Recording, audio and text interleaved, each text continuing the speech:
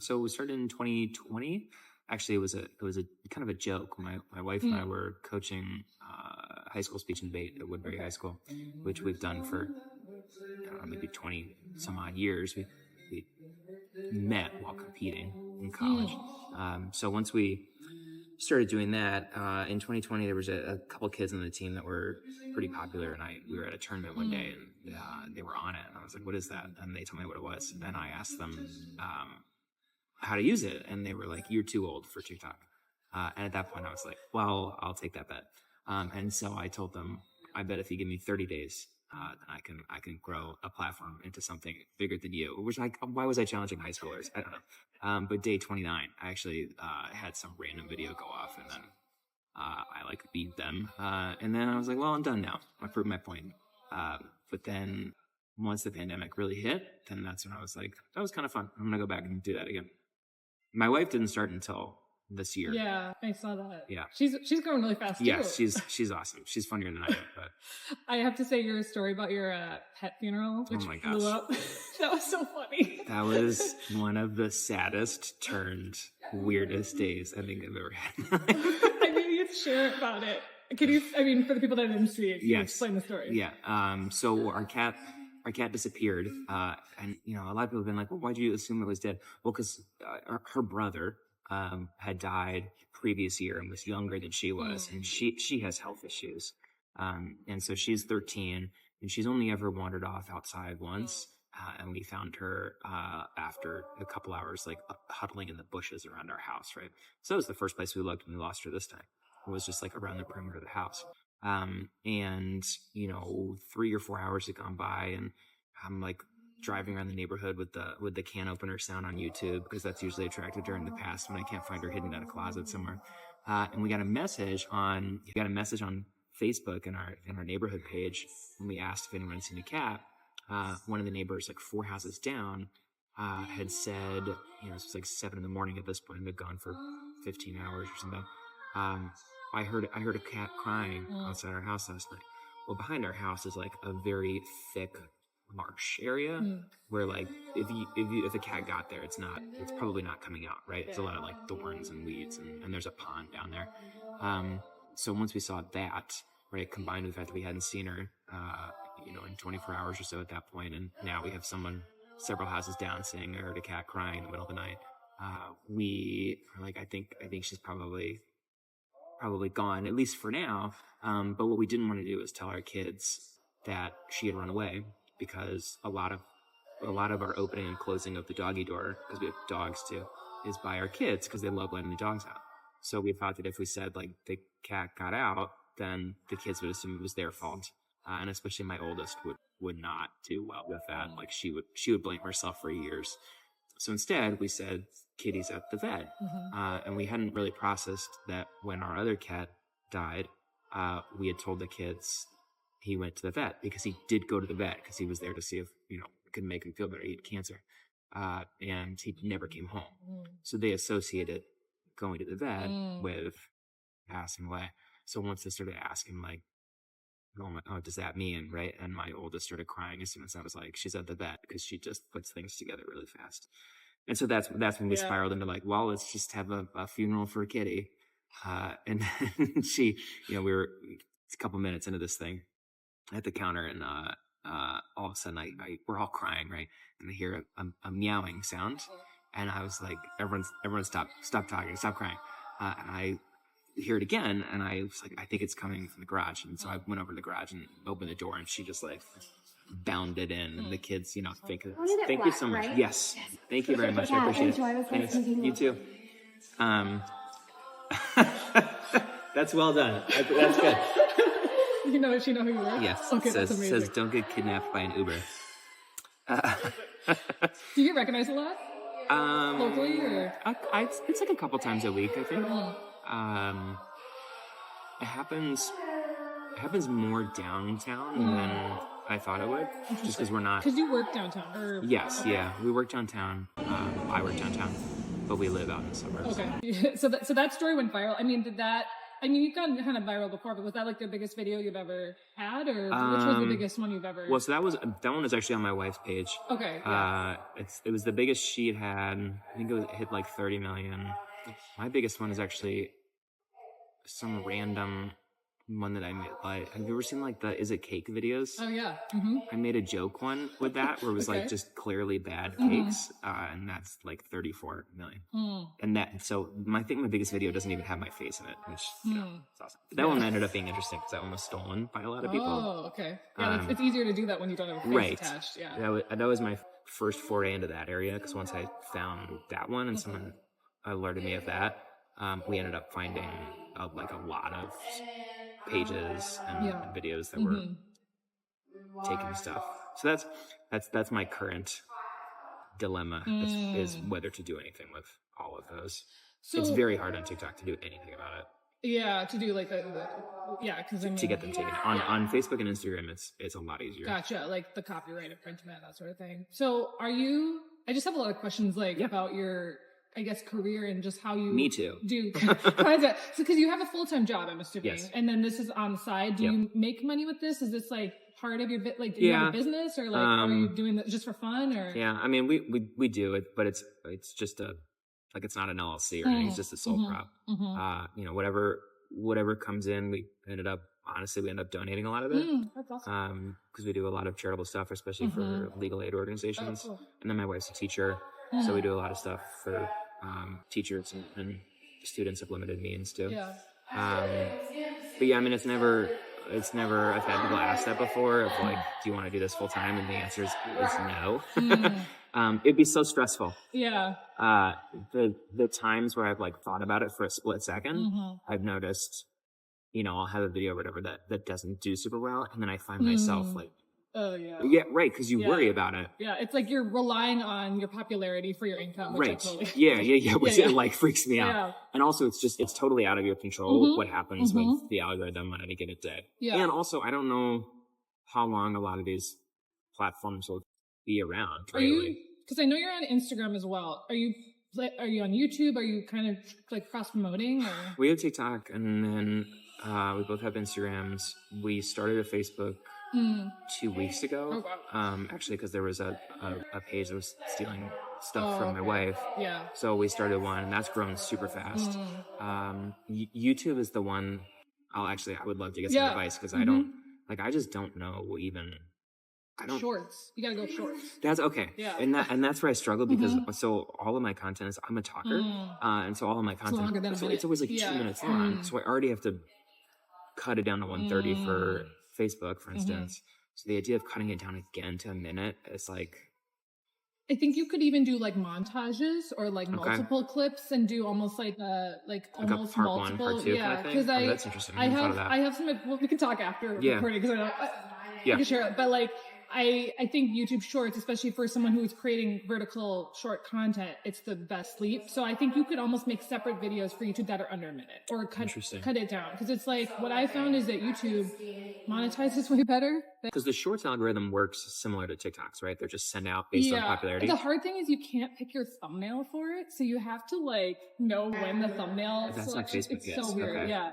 Which is annoying to me, because I'm like, isn't that the point of YouTube to click on something? Yes, yeah. So the ones that have so for me, because I am a long form creator, I'm like, how do I do I take a clip, or do I make a separate video to promote my longer? Yeah, there's a new thing now on YouTube. And I think you could also go into long form as well. If you're a talker, have you thought about doing long form content? Yeah, I just don't know how that gets pushed out.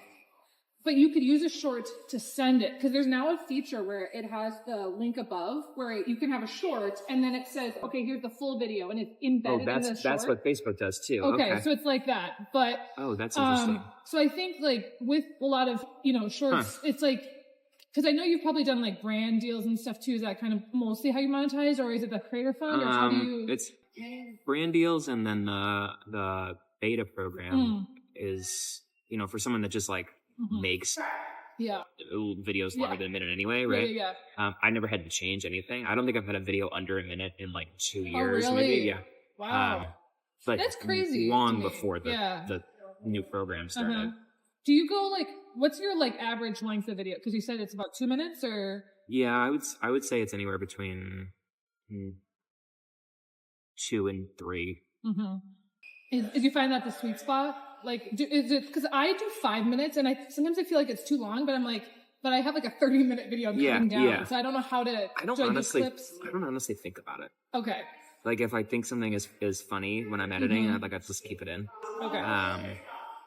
But then what's funny though is when I do trim it down, like for Facebook, and it has to be under 130. Yeah. I find myself getting rid of things, and then I'm like, oh, this is so much better without this. Oh yeah, it helps you kind of critically be like, what is the best? Right, like just best? get right to the story. Totally. And that's the thing about this too, is like I like to have the long form still available, but it's like, what is the thing that because I edit it days later, so it's like what stuck with me from the conversation. Yeah. So like what I think other people would find interesting that I found interesting. That's always my like thing is. Do you post right away, or how far in advance do you? I'll film it in the morning and then. Really? Yeah, I stop on the way to work. It takes 15 minutes to film and edit, post. Okay, nice. And you don't really do much editing besides cutting? No. Really? That's crazy. Like there's some days I'll use a green screen or whatever, but it's. But also like my videos are very low production quality. Yeah. Right. Like I'm not using. Though people like it's. And that's the other thing that I always tell my clients is like a lot of them are scared to go on camera. So like, have you always just been able to do that? It wasn't like a fear of yours being on camera. You just kind of did it. Yeah, it was a practice. I've always been. Yeah, I was a speech and debate kid in high school and college. Yeah. So for that, so how do you come up with your ideas? Is it just real life? That seems like a lot of your stuff is just real life situations. It's always based on it.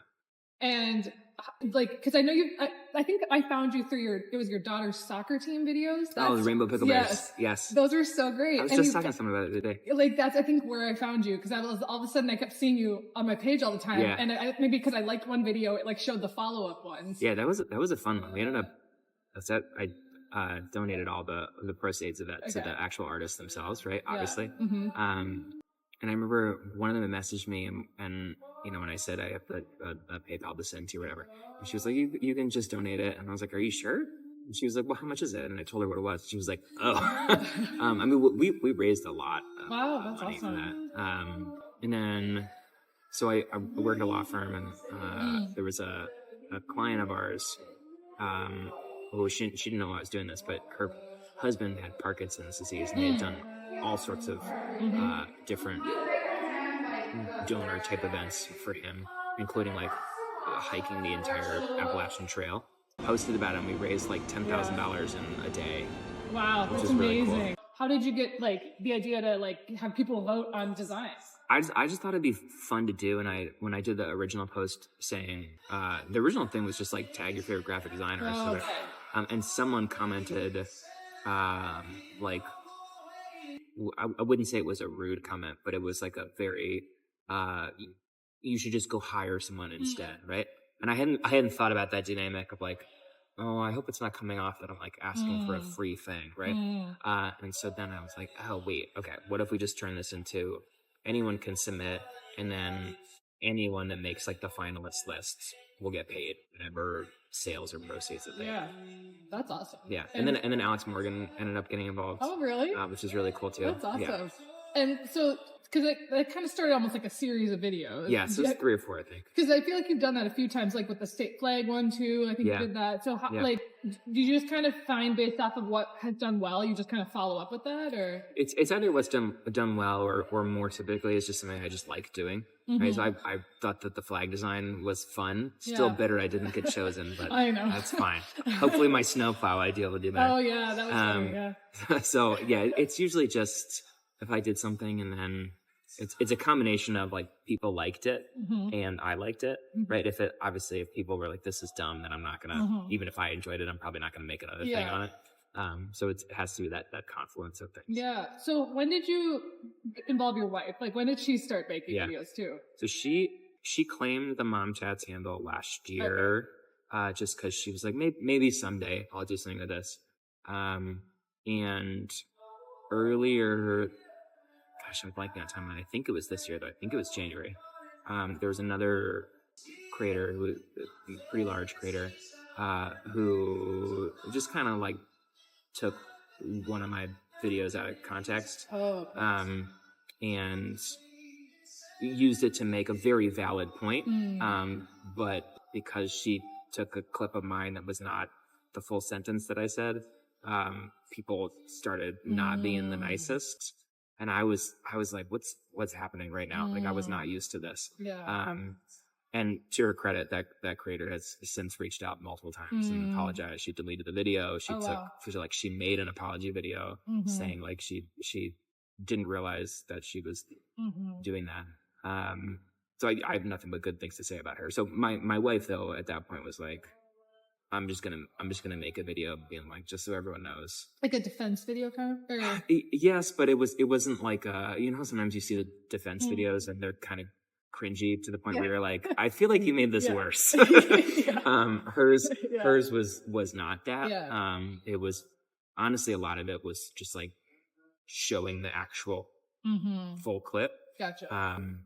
And because it was her first video, it just like naturally did well because the first thing that she posted. Yeah. And then after that, she was like, that was fun. And that wasn't even like a fun thing that she did, right? Yeah. Wasn't a fun topic, but yeah. Yeah, right. But yeah.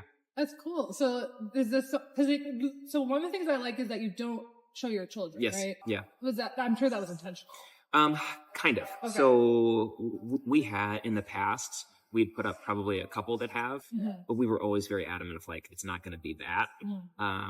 But over the past actually probably about a year, we just never did. Part of it was intentional and part of it was just like, it feels weird, right? To do that. So we did go back and probably, we removed like the 2 or 3 that did have their faces in it. Just because like, if we're gonna go full steam ahead on that, like I don't want someone to be able to find something from. I'm just curious to see what the future looks like for creators, especially young families. So I think it's cool that you're not showing your kids. Well, and like I don't even know how much of in full disclosure, right? Like the horror stories that people talk about in terms of like, look what AI could do, right? I don't even honestly know how much of that is real in terms of like the things that, but like I'm assuming if there's even a small % chance that it is real, then it's just not like it's not worth it, right? Yeah. So I would just, I was thinking when we made that decision, it wasn't like we sat down, like, let's not show our kids, right? Yeah. I've barely ever shown mine ever, except for maybe 2 things. Suzanne had shown them maybe once or twice in things that were just like making fun of me, basically, like in jest, right? Yeah. But it wasn't like we sat down. I was like, let's never show our kids. It just kind of was something that we had, I guess, implicitly accepted. Because I was thinking about, you know, in 10 years or whatever, because everyone at their school knows about really? it, right? They do? Okay. And I feel like my kids' friends at this point probably know more about it than my kids do. Really? Because we don't talk about it. We don't show them anything. Right? Like if they ask, we're not gonna like hide it, right? But like my daughter, for instance, was 7. Like she has no idea still. She's like, Are you doing a TikTok today? Right? And she has no idea. So she doesn't watch TikTok, so she doesn't. No. Yeah, she's on. Well, because anyway. Sorry, I went on a tangent again. No. But I was thinking in 5 or 10 years, probably 10, right, when she's like scrolling through things. I don't want her to see something where she's like, oh my gosh, like why was that? Why was that put out there? Yeah. Right? Friends obtain something that's like cute and endearing versus something that's embarrassing. Yeah. Right? I have no tolerance, to be honest, for people that put out like embarrassing videos about their kids. Yeah. Like that. Especially when the kids don't want it. They legit tell them. And especially when they're saying it in the video. Yeah. Like the child labor laws are surprisingly lenient. You know about that, I'm sure, as a lawyer. Yeah. In most states, for instance, you know, it's perfectly fine for kids to work, for instance, at like 14. Some states it's 11. In some heavy agriculture states, it's even lower because a lot of farmers lobbied for it to be able to like have their kids work on the farm, for instance. There is a series of state-based legislations that are trying to be passed for more child internet privacy protection. Yeah. I think the tricky thing is, I had some thoughts about it in terms of like, how do you prevent the stuff you're trying to prevent while also not inadvertently preventing like basic parenting accounts, right? That maybe like don't show anything, So I think there's a lot. In any instance, the courts are always going to be 10 years behind what's happening in real life. Any body of Congress, although state legislatures tend to be a little bit further ahead, are probably only like 4 to 5 years behind. Reality is, by the time they figure something out and they pass it, it's going to. Well, it's like even just explaining to Congress and like what the internet is. Right. Like, it was just like, oh my God. You saw those TikToks. I was like, what is happening right now? I forget what. No, I think it was like accessing the Wi-Fi. Yeah, it was like Mark Zuckerberg was like telling them like it was so funny. Gosh, well, and then they asked the CEO of TikTok. That's what it was. Yes. It was like, can the TikTok app access my internet? And the guy was like, well, yeah, that's how Wi-Fi works. Yeah, it was just so funny. But like, it's sad, like too. It's not like it's funny, but it's also just it's like not funny. It's not funny. It's like funny and like just how crazy, like how old Congress is. First of all, but like I think about that with my dad, right? Who passed a couple years ago. But he, like, I remember the very first time he got an iPod. I was in high school, and he like put it next to our computer and he just left it there for like hours. He didn't even have any music on the computer. So even if it was, he was ahead of his time, arguably, because now it can do Bluetooth, right? But so after a couple hours, he's like, hey, Dillon, there's no music on it. And I was like, well, did you plug it in? And he was like, no. So he just like sat it next to the computer. It didn't have any music on the computer itself. Just was thinking it would just, magic. It's yes, the internet. right. Yeah, that's so funny. So I saw that you did a video recently where you guys went to LA.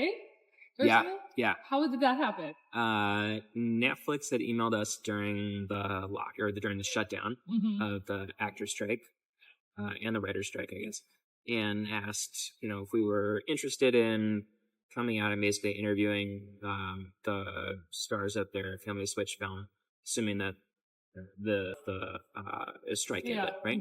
And I had actually known, so I prior to starting all of this, I was a screenwriter, and I sold a couple scripts, and one of them, my writing partner, he was very long time family friends with Jennifer Garner. So when that possibility came up, and she was one of the stars in it, I was like, oh, that'd be really cool. So I texted my buddy. And he was like, yeah, you have to do that. Like, that would be so much fun. And so it was a weird experience because he had told her that I was going to be the one doing it with Suzanne. And so we show up to this thing and it's, 100 people all like tending to the 4 stars. And Jennifer Garner, so sweet. Same with Ed Helms. And the very first thing she says, she's like, are you Dillon? And I was like, that's such a weird experience, right? Where I was like, yes. Are you Jennifer? Like, I don't know. You're not gonna ask that fast. Yeah, right? That was cool. And so you got to, like, how was it, 10 minutes basically with them? Or it was 15 and they were only set up to do, speaking of YouTube, they were only set up to do 16 by 9 because it was all traditional media outlets. So I was like, what do we do? She was like, you'll just have to convert it, right? Well, that, as you know, that's difficult. Hard, So what I had to do is convert all the 16 by 9s to 9 by 16, which means it has to be like hyper zoomed in, right? And because there's 2 camera angles, because it was like, we're here and they're there. So one camera was here and then one camera was there. So splicing all this together on different mics. And it never registered to me that doing it the way that I had to do it would come off as fake. So many people thought it was. Seriously? Yeah, so the video actually ended up getting flagged as like not original content. Wow. Yeah, because people just assumed that it was like a clever editing thing, right? To which I was like, I am not good at editing. Like, I would not be able to do that, but I appreciate that you think I could. I could see how people could think that. Because all of a sudden it cuts to you guys, and that was like, I think I was watching it because I see a lot of those interviews. All of a sudden I'm like, wait, why are it was so fast. It was so fast, yeah. And I think there was only one scene where like I was walking over to them and you could see us in the same angle or the same shot. But in that shot, I think I'm actually wearing the same hoodie I was wearing. In that shot, it's just my back. So theoretically, like if it were, The Daily Show or something way more clever than I am, you could have just done it as a fake and then be like, wear the same hoodie that's in, the one scene where the person's in the back. But it was real. That's awesome. That's so cool. That's such a cool opportunity. It was. Do you think you want to do more stuff like that, like in LA or traveling, or? Traveling's just tough with little kids, right? I think like I would love to do anything with my wife in terms of, whether it's like interviews, talk shows, whatever. Like I don't. You did local stuff too. Yes. We had the one on Fox 9, Good Day. Next month will be on Twin Cities Live. Cool. I've been on there. That's fun. Really? Yeah, okay. Like What's 4 years ago. It was before the pandemic. Okay. How do you know how long? It's really short. Okay. You feel like it goes so fast. Okay. And I was doing it back when it was Elizabeth and Steve. Okay. So I did it I was on it twice actually. The second time I think the video got lost somewhere, but I was teaching them how to use like Instagram. Like, this is back, like, this was like 2018. Yes. Yeah. And Steve tried to put this camera thing that I had on my phone on his phone, but his phone was a different size. So like, so the whole segment is him trying to fit this camera. My gosh. And I'm just being like, you have to find that. You have to find that video. I know I have a photo of it. And actually, I might have a video of it, but it's like the audio got removed or something. If nothing else, for when he retires. I know. I don't know if he's retired yet. He's so fun. And now, I don't even know what he's doing now because he is not on there anymore. And he was doing stuff with Ryan Seacrest in New York with Kelly. Okay. Because he's been out there a bunch. Yeah. I have no idea what he's doing. I don't really pay attention to local news. No, as much. I know. Yeah. But but Twin Cities Live is fun. But yeah, it goes by super fast, and like it's like your segment is like they really steer the conversation. That's what I remember. It's like they let you talk for like a minute, and then they cut you off. So like you cannot go on tangents on that show. Like I'm just telling you, I'm a talker too. Yeah. I'm a talker too, and I just was like, oh okay, like they really just want this one answer, and then they move on to another question. So I think it was fun. Like it was my first time being on TV. I have one last question. Yeah. Is there a reason why you have your name on Instagram and not your dad chats? Or is that just a TikTok thing? I was curious about that. Dad chats on Instagram was taken. Yes. By someone who hasn't posted anything in like 3 years. Happens. Yeah. And I've tried reaching out and I tried once. Yeah. You can do like dad chats official or something. Yeah. The problem with that is like there's been a couple fake accounts on TikTok that use that, right? They're trying like as you. Yeah, and then yeah. So and I was like, maybe it's good to have one thing that's your name. Yeah, and it was easier to get verified when you actually like have your real name on it. That's true. Because I think a lot of people don't know your name because you go by Dad Chat. Yes, right? Yeah. Most people that will recognize me are like, are you Dad Chat? Yeah. Right? Like that's what she had said. Yeah. I think I've only had one. I think only one person has ever been like, "Are you Dillon?" Oh, okay. And I remember it was in the Skyways. I was like, "Yes," because I was like, "Am I in trouble?" Right? Yeah. Usually when someone says, "Are you Dillon?" It's like, "I have an issue for you." But it was someone who just found me on Instagram. Interesting. So because there's some people that aren't on TikTok at all. I know a lot. And I've noticed. That's what I found is a lot of my Twin Cities Collective audience is not on TikTok. Really? Yeah. So. But that's why I've been trying to grow on TikTok, but it's been harder for me than on Instagram. Instagram has always been easier, but just because a lot of my audience is like 30 or more. Found you figured out what works. You know, are you sharing every piece of content on TikTok on Instagram, or is it like best stuff? Or at this point, I think I share most. Okay, but that's only like a 3-week development. Oh, okay. I used to just kind of pick and choose. Yeah, because I think what I found is I test TikTok sometimes for some things, and if it works well, I'll post on Instagram, at least for my personal, because I have a personal TikTok, which actually has more followers than Twin Cities Collective, which is interesting. So, because I've been on it longer. Yeah. And like with Twin Cities Collective, I only started this interview series this year. Otherwise, wasn't very consistent. But I've always been very consistent on Instagram. So it's like, again, I've had it 7 years. So it's like a lot longer. Yeah. And, you know, it's hard to grow like locally sometimes too. So like, and that's the other thing about YouTube is like, if you do local content, don't do local content on YouTube because people aren't going to find it. So like make it more general because people aren't searching local on YouTube and it doesn't filter as well. So I think like TikTok, because of like your location and like the it's stuff, it like, it like knows the Minnesota flag one was very, But on YouTube, I don't think it's the same because there's such a global audience, even more so in my opinion than TikTok, which can be so my question though is like, okay, so when you post, all right, so say for instance, if we posted the cat funeral video, right? I'm showing my ignorance here, but like, in order for someone to actually find that video, they would have to search it, right? It's not going to get pushed out. No, there is an algorithm and there is like almost a For You page. There is? Yeah. Well, if you go on YouTube. I'm an idiot. Like, I'm an idiot with a phone who doesn't apparently know how to use it. I have been a YouTube creator since 2006. So you're like, yes, I'm in it. Yes. Okay. But I wasn't good. Like, I was 15 in 2006. Okay. Let me give you clarity. Like, I was a teenager learning how to edit videos. And so I joined right when YouTube started, like within a year of YouTube starting. I'm so jealous. I am very, but I was not on camera. I was just editing like fun movie clips into montages. But I learned how to edit.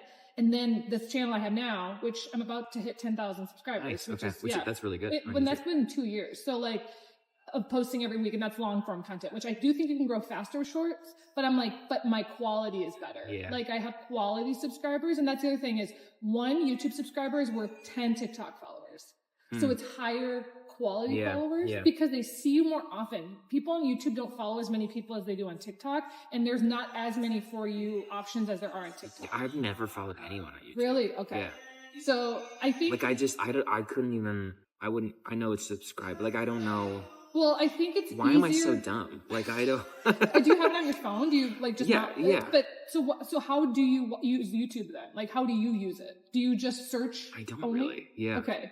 I think you just need to start using it more. That's what I always tell people in social media is like, use the platform. That's how you probably learn TikTok. It's like, okay, you make a stitch or you make and I just really wanted to beat a bunch of high schoolers in that for $20 that I didn't end up even catching because they're under 18. So I'm not going to make them pay me $20. Yeah.